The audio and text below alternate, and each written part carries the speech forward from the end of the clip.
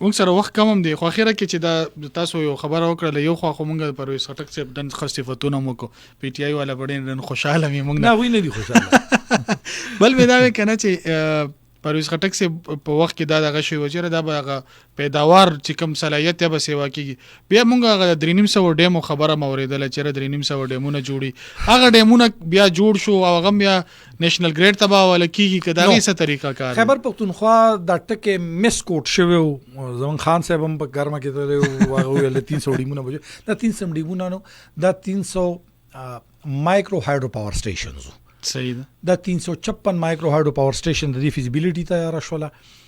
دا رن اف د فلوی او بچ کم ذکر راځي چینه به او پاغي باندې بتويږي د نه ټولو زیات چې موږ وګورو دا پسوات شانګلا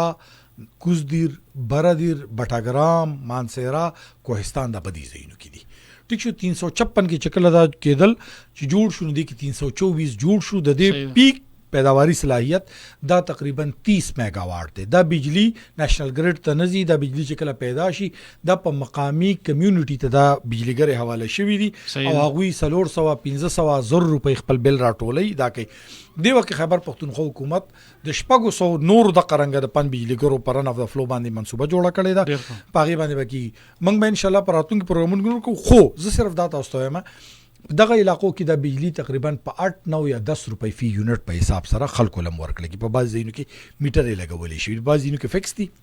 1500 روپۍ 1500 روپۍ دا راغي میاش جوړي نو دی وکه د پن بجلیګر چې کوم دا 356 ډیمونه نو دا 356 بجلیګر وی وړي مایکرو هایډرو پاور سټیشن چوټه پن بجلیګر چوته منګ ویل شي دا ډیمونه نو